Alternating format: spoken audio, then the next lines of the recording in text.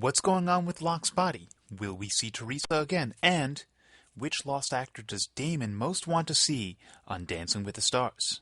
We'll have answers to those questions and more in today's official Lost audio podcast.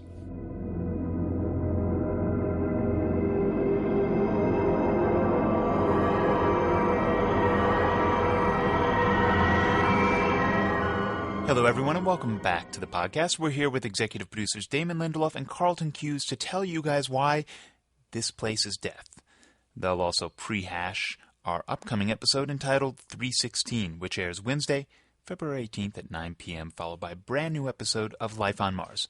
And finally, they're, of course, here to answer, potentially, some of your fan questions. To get your questions read on our podcast, or at least made fun of, submit them to blogs.abc.com/asklost. One word. Here now are Damon and Carlton.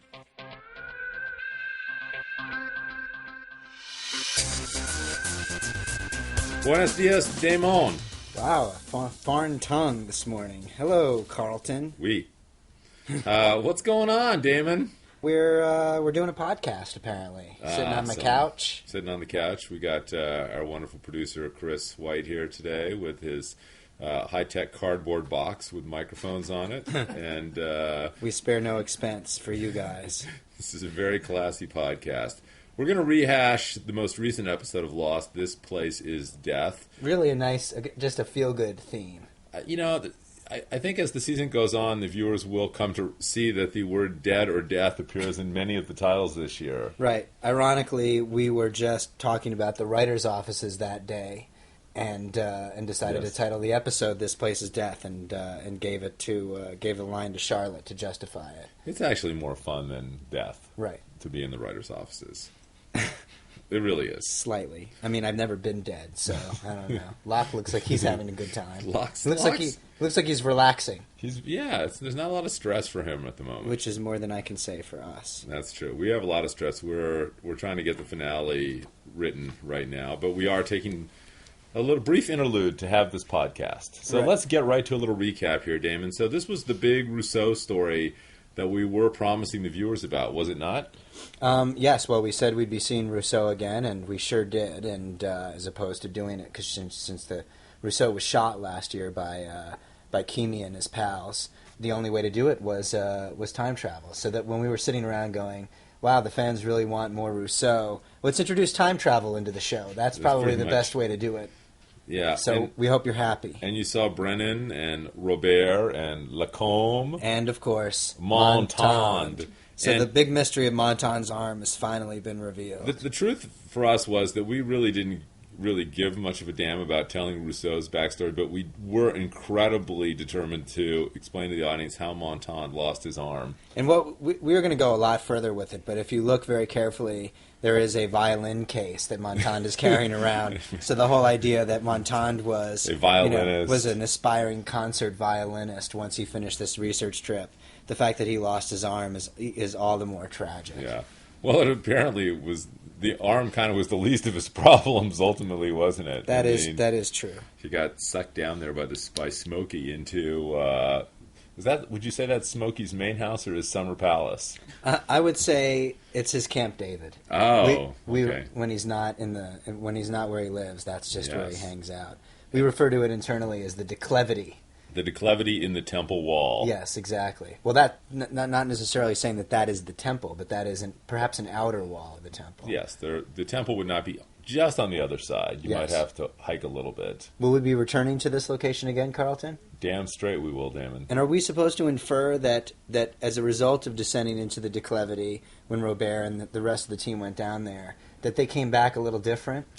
They came back a little wacky, and Rousseau was very concerned about their behavior, that whatever happened to them down there in their encounter with Smokey did alter them, and not for the better. They didn't seem wacky to me. They seemed perfectly rational, except until Robert tries to shoot Rousseau, of course. That wasn't good. But then, of course, Rousseau had already popped. I assume that was Brennan and Lacombe. Yes. So it's who went wacky first, the chicken or the egg. And, we also saw a very sane Rousseau, at least at the beginning of this, very kind of wonderful actress. She's kind of Rousseau was kind of a nice girl until everything went haywire for her, wasn't she? Yeah, well, the island will do that to you, especially when people are flashing in and out of existence and disappearing. And it's just a wild and woolly place, isn't it? That is a very wild and woolly place. So I don't think we can really say too much about episode 507 other than it's called 316, which is confusing enough in itself. Speaking of confusing, when Carlton says episode 507, which is the next week you're saying, the next episode you're seeing, we actually wrote 506 and 507 fairly simultaneously. Carlton and I wrote both those scripts. One of them is called The Life and Death of Jeremy Bentham. The other is 316. And for reasons that will become apparent to you once you've seen both episodes, they can sort of be watched in either order, but we actually felt like the order that made more sense and was cooler was to show 507 first. This has only happened once before in the history of the show. For those of you diehard fans, we challenge you to figure out when that was. But it was way back. Way back in season 1.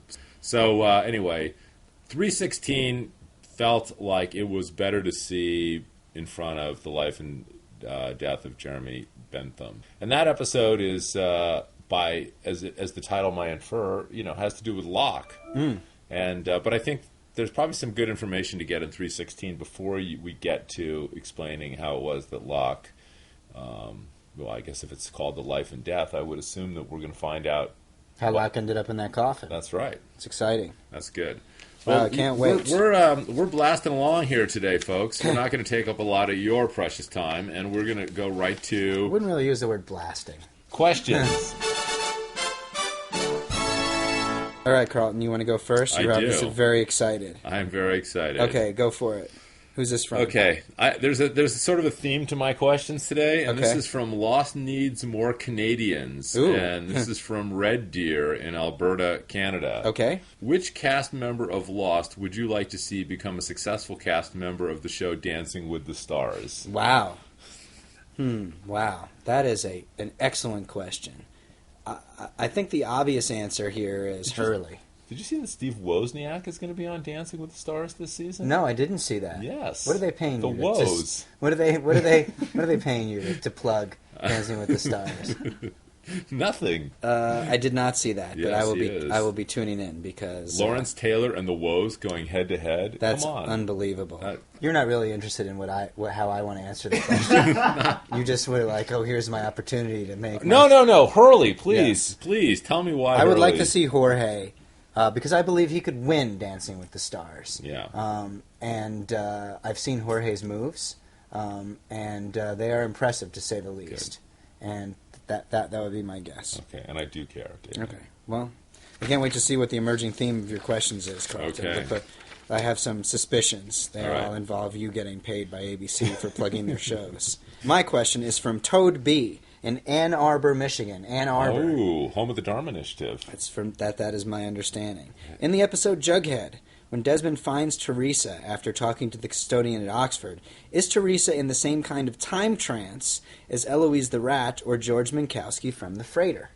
This is a serious question, Carlton, because we often goof around. I would say that's a very perceptive observation. I mean, clearly, we kind of have some information from The Constant that there was some research going on with Faraday that involved other subjects, and it's entirely plausible that his friend Teresa might have been someone who he tried to do a little consciousness traveling with, and things didn't work out too well. I really hope we see Teresa again, because I'd like to know the answer to this question. Well, I think you might. Ooh! That's exciting. You heard it here first, That's folks. Good. All right, Damon, here we go. All right, you ask your silly questions, and I'll ask the questions people want to answer. Hi, Damon and Carlton. This is good.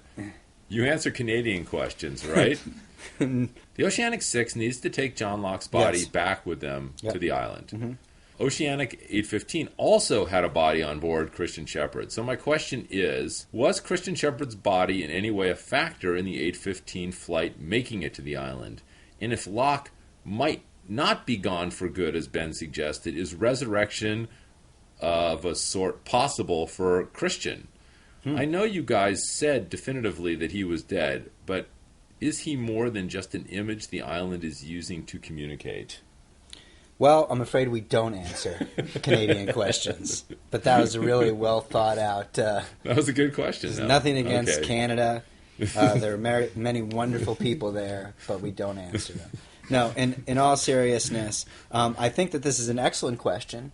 And in episode, the next episode, 316, you might find someone is talking about John Locke's body in relation to Christian Shepherd's body, and the word proxy might be mentioned. That's your word for the day, proxy. Proxy, awesome. Okay, all right, Carlton. You're up, dude. I said only straight, serious questions. This is one that I've never been asked before, and I think Jay Daly from Chicago, Illinois wants to know, and this is one that I know you can answer. What happened to Bopo, Son's dog? Was the dog put in a kennel before Son and Jin got on Flight 815? If so, did Son pick up Bopo after getting back from the island? Good God. Bopo was with Libby and Kate's plane, and they're having their own spin-off series. Well, there you go. There you go. Now, coming soon on ABC. Bopo, I'm just going to say right now, Bopo might be one of those mysteries that just doesn't get answered by the end of year 6. Bopo is right there at the top of mysteries that we don't think are mysteries. Yes. Of which there will be many hounding us at the end of the show. Oh, hounding us? Oh, good God. Next question. Okay. Final question, Carlton. Final question. You have a final one, then I have a final All one. right. This is, sticking with my theme, this is from Jesse in Toronto, Ontario. Hey, guys. Wow. One of your loyal Canadian fans here, Damon. Great. Just had a question from the Season 4 episode, The Other Woman. During that therapy session with Juliet and Harper, Harper mentions that Juliet looks like her. I was wondering if this was a reference to either Ben's mother or Ben's childhood friend, Annie, both of whom share a resemblance with Juliet. Thanks. That's a very insightful question, and I think hopefully you'll be getting the answer before the series is over. But you're asking exactly the right question. My therapist says that basically your mother is the only one who counts, and so if you keep sort of trying to replicate that through your life. Okay. Dear sneaky executive producers, you are so busted, says Stacy G from Raleigh, NC. I'm not sure where all that zombie talk originated, but you guys have known all along that Season 5 would in fact be the zombie season. Jin and Danielle raised from the dead. Jin's lips even looked a little zombie-ish when they pulled him to shore. Could have been the sun and saltwater, but my money is on zombie. And I have no doubt that once Locke is brought back to the island, he will also take zombie form and live again. What's next? Nikki and Paolo up from their graves? That's it. No question. Just wanted you to know that the jig was up. Or is it gig? Okay, that's my question. Is it jig or gig? I think it's jig. I think it's jig. The jig is up. Like I keep thinking of like some sort of old like Warner Brothers crime drama. The jig is up. Damon. If you think about though the origin of it, the jig is up. Is it some sort of dance thing? Yeah. Just to go back to your, that's it. It's like basically everybody's kind of dancing around, and the guy says, "All right, everybody, The jig is up. the jig It's is prohibition. up." Yeah, exactly. Hide the bottles. Right. Here we come with the Tommy guns. So I'm going to go with jig. And I'm going to say, Stacy, we are busted. That's Yeah. it. You have done it. People ask us all the time, has a fan ever figured out the show? The answer is yes, Stacy, you have. Season 5 Season is 5 in fact is the zombie season, subversively hidden under the guise of time travel. Alrighty, well, there we why go. even continue? Great podcast. I'm sorry. By we couldn't- great, I mean mediocre. I'm sorry we couldn't get to this question, which is, Damon Carlton, if you wrote Star Wars episodes 1 through 3, what major changes would you have made? I'm glad that you didn't get to that question either. That's for another time. Yeah, let's start with okay. Jar Jar. Star Wars' own Nikki and Paolo. All right, guys. Well, thanks for checking us out this week. We will be back to you very soon with another Lost podcast, and hope you enjoy the show this week. And thanks, as always, for paying attention. Yo, Canada. Bye. That's it for this podcast. Make sure you submit your fan questions frequently and often at blogs.abc.com/asklost. And of course, tune in for our next episode, 316, airing Wednesday, February 18th at 9 p.m., only on ABC.